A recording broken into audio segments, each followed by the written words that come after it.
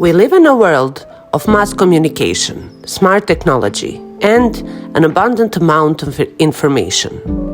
From social media to television programming, we're going to discuss the benefits of disconnecting from technology and enjoying what's right in front of us, life.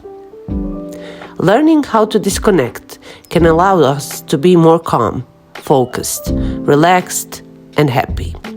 We can take a break from work, social media, relationships, responsibilities, and expectations to reflect on what we really need, what is important, and what can help us feel good. How much time would you estimate you spend on social media, watching television and streaming services, and the internet in general? Do you wish you had more free time to do things you really enjoy? What does it even mean to disconnect? To disconnect is to unplug from television, turn off smartphone, ignore social media, and be fully present in the moment and life. It means allowing ourselves to be open to what you're feeling and experiencing right there, without thinking about the past or planning for the future. We can just let in what is happening and we're feeling right then. It is important to disconnect to maintain a healthy life balance in an overstimulated world. Whether it be spending time alone, unplugging from technology, or practicing hobbies, disconnecting can help us find peace and recharge to improve happiness and overall well-being. Let's look at some of the benefits of disconnecting. More free time, more meaningful connections with those around us, less stress, less comparison to others, reduce loneliness, improve mental health, better focus, improve sleep, decrease fear of missing out, better understanding of what really matters. We are naturally social beings. However, too much time around people can drain your energy and get in the way of properly disconnecting and recharging after a long day. Solitude is one of the most powerful tools for disconnecting, recharging, and digging deep into our emotions and thoughts. Yet, it's all too easy to shrug off the artist's idyllic view of isolation. So, say it simply, it can't be done in one afternoon or evening. The key to solitude is to step away from reacting to the output of other minds. Be it listening to a podcast, scanning social media, reading a book, watching TV, or holding an actual conversation. Spending time isolated from others' mind is what allows you to process and regulate complex emotions. It's the only time you can refine the principles on what you can build a life of a character. It's what allows you to crack hard problems and is often necessary for creative insights.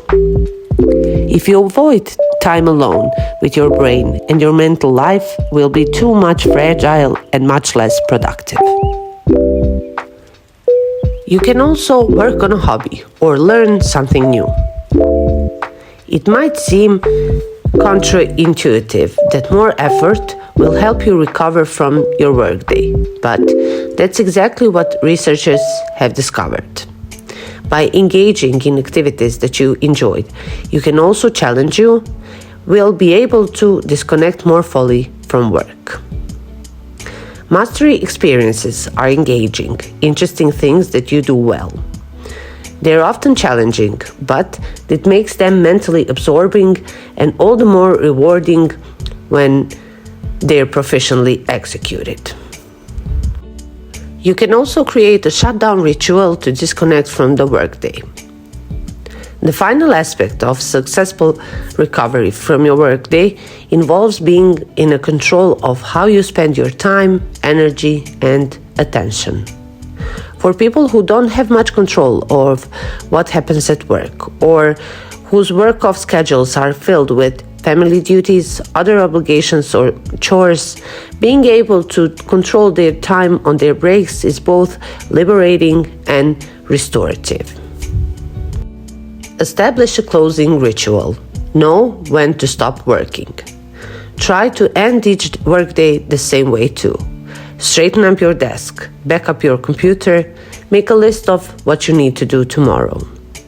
This closing ritual works because it takes advantage of a bias of our brain, have called peak end rule. Nobel Prize winner, psychologist Daniel, and his colleagues discovered that we only remember two things about an event: the emotional peak, whether good or bad, and how it ended. By creating your own ritual, one that focuses on control and positivity, you're essentially rewriting every day with a happy ending. What are some of the ways you can ignore the world and live a peaceful life? Following one of these, I think, could help. Be focused. When you have your aim in your sight, nothing in this world can divert you. Second is to write a diary. Today, no one in this world is trustworthy, so whenever you feel anything, just write it down. It will give you relief. 3. Avoid the things that are disturbing. When you know something will make you uncomfortable, just avoid it. 4. Trust yourself. Say to yourself 100 times that you are what you want and nothing or no one can change you. Tell yourself your worth. 5 is to take a nap. When you know something is not going well, just take a nap and start again. 6. Realize. Whenever you feel lost, just remember why you started walking on that road originally and where you want to see yourself in the future. You will never know what you have inside if you keep observing what others are trying to show you.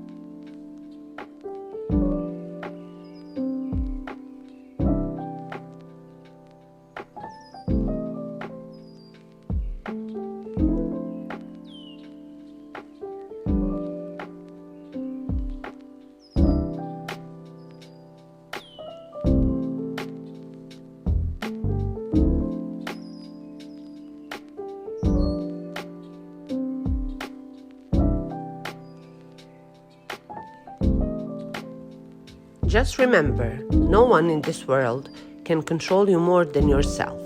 Just stop telling yourself that you are dependent on this or that, because you are not. Just end this crazy world of illusion around you and hit it off with your own power and control.